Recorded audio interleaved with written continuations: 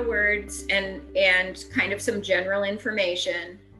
But what I would like to do is invite Jeremy here, because when we were planning this, you know, Jeremy started telling this story about one of his buildings that he's been working with. And it was a great example, I thought, of how it's not a linear process, and how Jeremy started with where his building was. Because I think what's a good thing to remember is that students aren't the only ones with zones of proximal development. Our schools are, our staffs are, and we're there at their invitation, right? So we can't just go in there and just like, oh, stop what you're doing, because now what's on my list is to do student priority growth targets. So we have to look for where that entry point is for our work. So Jeremy's going to describe kind of his journey so far in one of his buildings. And I'd like to invite you to be thinking or listening for what growth targets do you hear as Jeremy's talking, whether they're student growth targets or whether they're classroom or school level, but what kind of work was focusing. So you ready, Jeremy? I think so. Okay. Morning, everybody. I feel like sometimes when Dorothy has a lot of coffee, you can tell like she's bouncing around. I drink a little bit too much Mountain Dew right now, so I'm sitting here I feel the need to walk around. Yeah, right? I'm gonna do my best. You're gonna keep them awake. Woo! Let's go, Jeremy. So I wanted to share a story. It was a cohort A school for me. You know, when we were planning, thought through, because I know that I myself have shared previously about, you know, we need to get the student data, the student priority growth targets tightly aligned before we can move forward, right? So for a little bit, I was stuck in my mind that that's how we move, which if you have the data, then you take it that way. But as we know right now, we have to take our schools where they're at. And so some of our schools are already on the path, like Lori said, of, you know, maybe they've already decided to focus on small groups. Okay. So we also know that small groups impacts a lot of reading skills for our students, as well as interactive read alouds, whatever the skill may be. So let me just kind of dig into my story and go from there. So basically with my cohort A school, what we did was we started with findings from rounds. And so one of the findings that was from rounds was basically the instructional block. And so in conjunction with that, we also talked about that there are growth targets for NWEA in the district. And so they're really focused on catch-up growth. And so what the principal and the leadership team told me was that, so they have a domain 5, you know, for part of their pay for performance. But what they told me, what the principal and leadership team told me were some specific parameters for growth that they pay attention to for each of their students.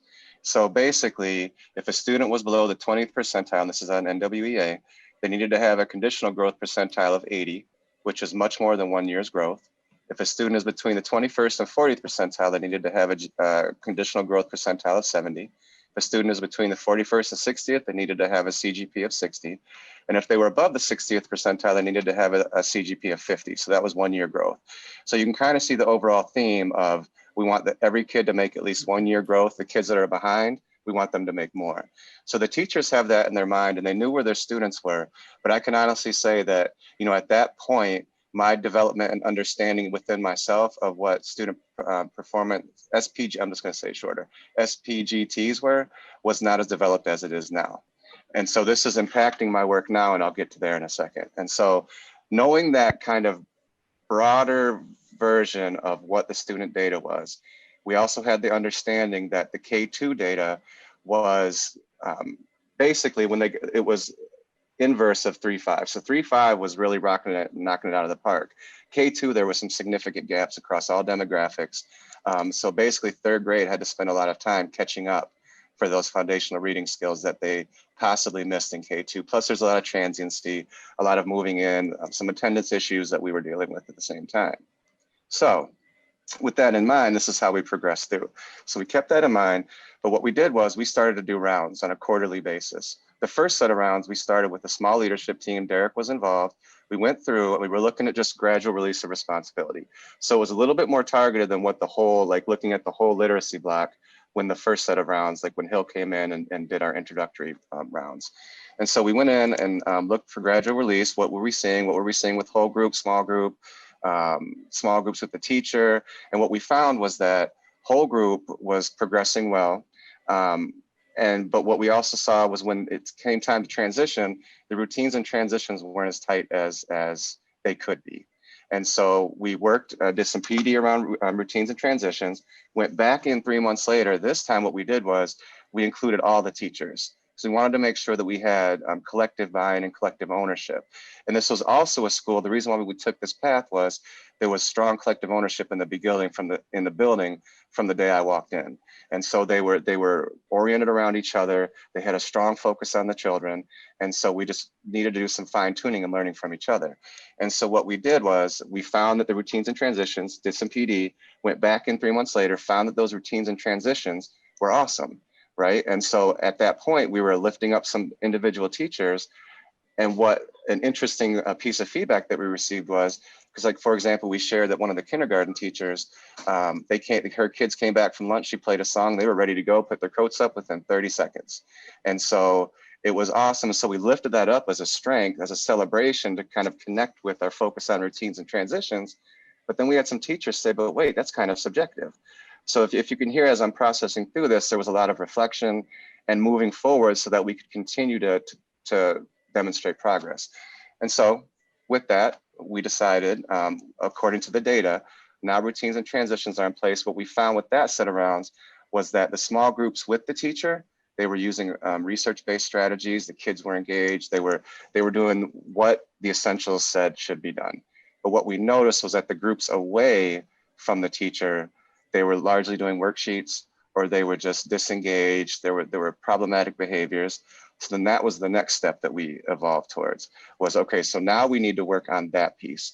And so what we did at that point was we collaboratively and collectively developed gold standard guides. And this was all in conjunction with just watching Essential 3 modules. So as a staff, we watched the Essential 3 modules, did that, started talking about the videos that we saw, dug into the essentials and said, okay, these are the behaviors that we see in the essentials that we're going to agree upon, did our integrity adaptations that we're going to agree upon that we are all going to demonstrate when we are instructing small groups with our students. Okay. And so that was our plan. We were rocking and rolling. Teachers are about ready to go. And in May, we were going to do a rounds to kind of go in and check how they were doing. And then COVID hit, right? And so we all know what happened then. So coming back this year, the school was 100% virtual. And so the student data, teachers were saying that the NWE data wasn't valid, that, you know, kids that were maybe in the 40th percentile are now in the 99th percentile. So they were having conversations around how do we formatively collect data. I know that's where a lot of us are at. So I know a lot of us right now with our cohort B schools are at a place where, okay, so we don't have all of this data that we really feel that we need and that it causes us some anxiety. And so, and this is kind of, you know, I'm fast forwarding to now. So if I was to go back to my cohort A school, and we've talked about this, what we found we just did virtual rounds, and what we found was attendance is a significant issue in small group time. And so we've kind of taken a step back because we were ready to rock and roll with using the gold standard guides during small group instruction virtually, but then we found that kids aren't even coming enough for it to make an impact. So now they're making attendance strides with, they're trying to make strides with attendance. Okay, so that's school. So now with my cohort B school, no, let me finish, I'm sorry. So with the cohort A school, if I was going to be there, I would recommend and I would work with them to continue to dig deeper into not just NWEA data, but more formative data, kind of like what we are trying to do with our cohort B schools now. They're in a place where they're ready for that. For the cohort B schools that I'm working with, you know, we're in a couple different places. And so prior to having this most recent conversation, I was kind of stuck, you know, and I can be transparent with that, okay, what am I supposed to do if I don't have this literacy data? How can we even move forward? So that's the question I kept asking myself. And I know many of you are asking the same question of, well, I don't have it, so what am I supposed to do? But being the adaptive people that we are, that all of us, we have found a way to continue to move that work forward. In my small group I just had, I heard amazing things. I'm sure each one of you heard amazing things from each other. about how we're keeping it on possibilities and how we can keep moving. So with one of my schools, it's again, attendance in small groups. And so we're collecting data on that and moving forward with that and preparing for the formative data that we need. We've had some issues, we've had issues with collecting meaningful, relevant data because again, the teachers in my cohort B schools are saying, you know, this data isn't valid. And so we're having those conversations around developing the formative, but we also know that small groups, again, for both schools, it is a high leverage strategy that will definitely impact students. So while we're digging into the data, we're also going to begin digging into the essentials. So that's real quick stories about kind of where I came from. And I know that we all have our own unique story of how we've gotten to where we are. The great thing is with my cohort A school, they flipped their data. And so now the K2 is extremely strong. Kids are making tremendous growth. So, you know, how do we continue that? And that's what, when I walked out of there, you know, what they're continuing to work with. You know, we still talk, so it's awesome, as I'm sure most of you do. Now with the cohort B schools, again, you know, right now it's a very stressful time with cases going up so exponentially.